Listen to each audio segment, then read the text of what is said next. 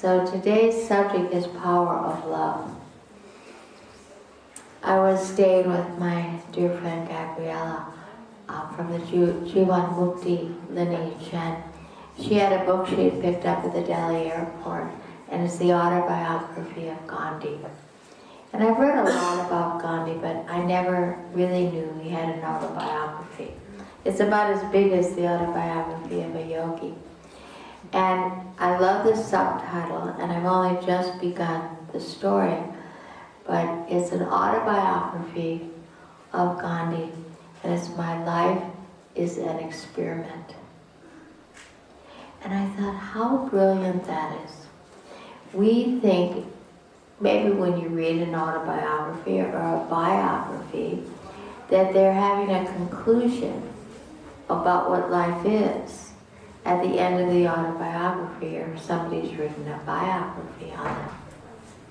But is there ever a conclusion of knowing all? I believe that most of us have experienced that we want to know everything right now. Or we want to know when this will end. We want to know when this will start. We want to know when we will have children. We want to know when our mate is coming. We want to know when the divorce is going to be over with. We want to know when we're going to die. We want to know the unknown. And I do believe that every time you want to know, or I want to, or we want to, I'm not going to translate. No? No. It's too, I went through Russia, and I just need, first of all, I've been taking yoga everywhere I go. Not Kundalini, but any form. And I just say, just speak in French, or speak in German, or speak in Russian. I'll just follow. So I won't talk too long. We'll get to right away.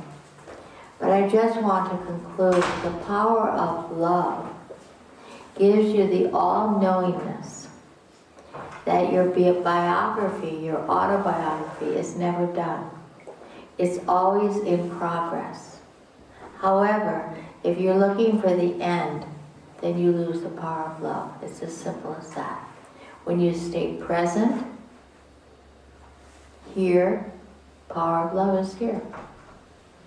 But what keeps you out of the power of love is fear of... Yes. I needed explain a dormant. Yes, I need it. It's already. Well, then you know what? I can understand. If we can ask our beautiful Andra to go, and if you'll sit, if those people who need an explanation, this is what I often do. There's usually just a few. They can pocket themselves around the person that can translate for them. Ja, ja, Wer braucht denn eine Übersetzung? Ja. Wer braucht eine Übersetzung? Yeah, and it can be done in a soft Sonst way. komme ich da hinten hin. Yeah. So you sit next to each other like friends. Is there anybody else that feels, I won't use really big words? Yeah, okay. Yeah. And do a little, it's like a private class. So power of love comes when we do not have the power of fear that eats us up. Power of fear is always the unknown of tomorrow. And when you live in now, it's so exciting. But the mind has got to be trained to be right here now. Isn't that true? Okay, I'll give you one example and then we'll begin. Say you're going to go on a holiday to Singapore. You don't want to go because, why?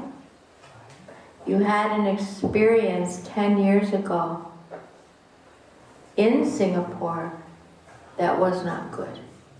So the only conclusion you have in the mind is Singapore will be this way again. You see? There's no fear that exists without historical data to verify that something's going to happen again. Does that make sense?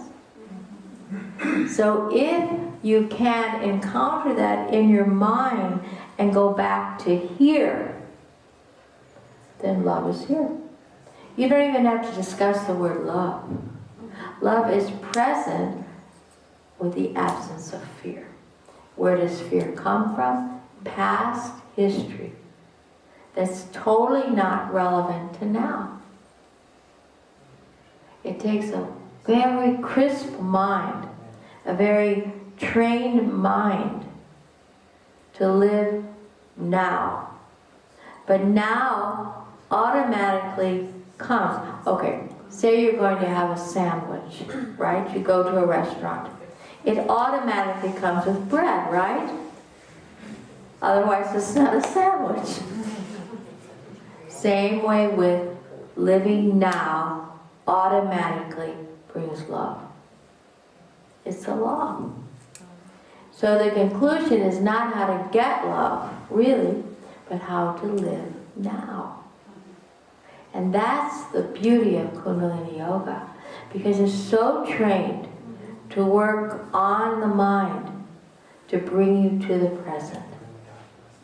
And we know how we feel when you finish a yoga, Kundalini Yoga and meditation. You're usually quite happy, even though you might have cried, it might have hurt, you might have got angry, you might have gone through a lot. Usually in the end, after Shavasana and maybe the gong, chant, you go, ah.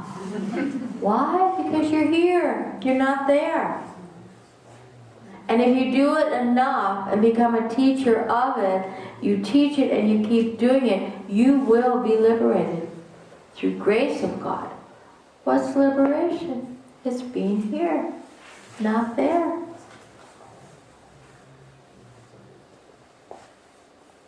Let's bring our hands together.